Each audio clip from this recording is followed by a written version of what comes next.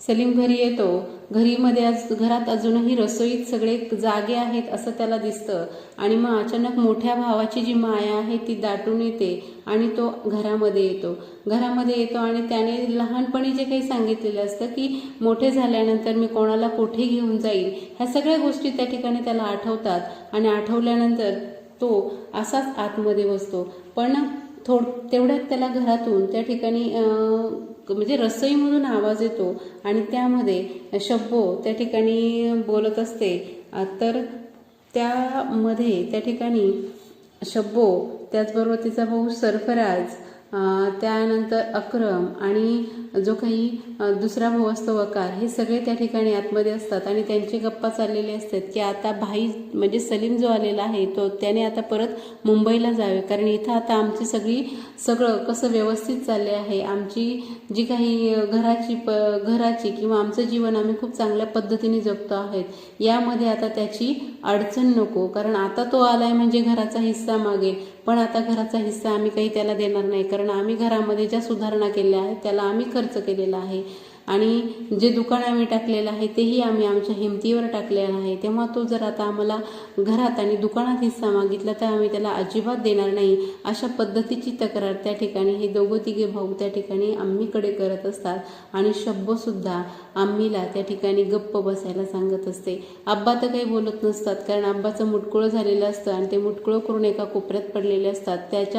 त्या ठिकाणी ते काही एक बोलत नाही आणि तिन्ही सुनासुद्धा हे सगळं चुपचापपणे ऐकत असतात. पण नजमाच्या नजरेमध्ये आपल्या पतीच्या गैरहजेरीत जो काही तोरा असतो तो तोरा त्या ठिकाणी निश्चितच या घटनेमध्ये आपल्याला दिसून येत असतो.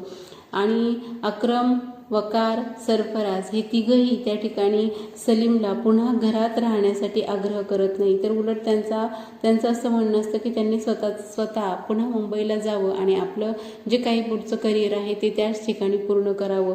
असं हे सगळं ऐकल्यानंतर सलीमच्या पायाखालची जमीन सरकते की ज्या घराच्या ओढीनं आपण परत येतो ते घर लेखकाला परत सोडायचं असतं, कारण जो काही बाडबिस्तारा त्याने आणलेला असतो तो बिस्तारा तो आवरतो आणि पुन्हा मुंबईच्या दिशेने म्हणजे घराच्या बाहेरून निघून मुंबईच्या दिशेने जावयास सांगतो. म्हणजे सलीम जो आहे तो सलीम पुन्हा मुंबईला जातो आणि मुंबईला गेल्यानंतर त्या ठिकाणी त्या स्टेशनवर तो उतरतो आणि त्या स्टेशनमधील त्या गर्दीमध्ये त्या ठिकाणी तो विरघळून जातो. अशा पद्धतीचं शेवट त्या ठिकाणी या कथेचा लेखकाने केलेला आहे. तर लेखकाला इथं सांगायचं आहे की चार चौघांसारखी जिंदगी जगायला आलेला जो काही सलीम असतो तो सलीम आपल्या घरातल्या नातेवाईकांच्या आणि घरातील लोकांच्या ज्या वेगळ्या प्रकारच्या वागणुकी आहे त्या वेगळ्या प्रकारच्या वागणुकीमुळे आपण पुन्हा एकदा तो वापस मुंबईला कसा जातो या पद्धतीची ही कथा वापसीमध्ये लेखकाने सांगितली आहे. म्हणजे मुंबईची जी गर्दी आहे त्या भयानक गर्दीमध्ये सलीम पुन्हा एकदा वापस जातो.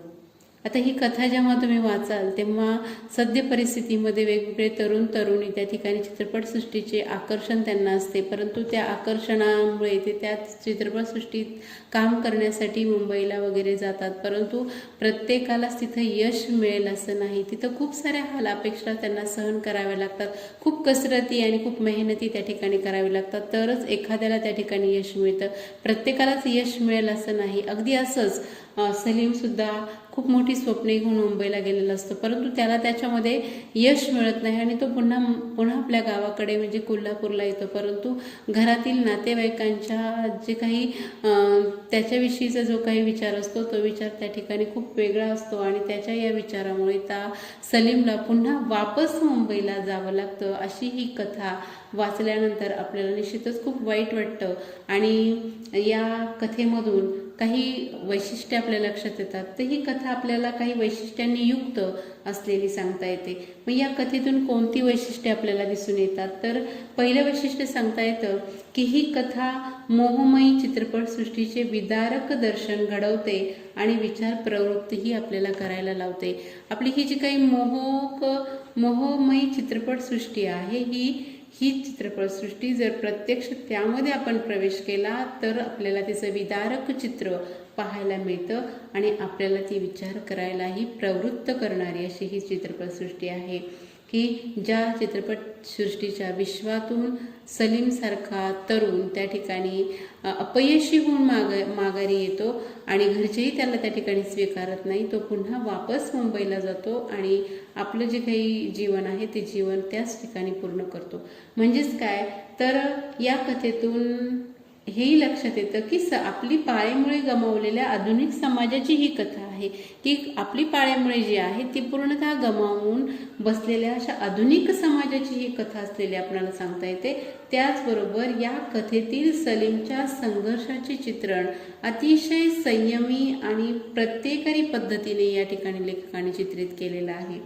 आता ही कथा वाचकाला विचार प्रवृत्त करायला लावते हेही तितकंच खरं आहे. त्याचबरोबर बदलत्या नातेसंबंधाचे वास्तव चित्र ही कथा आपल्यासमोर उभे करते.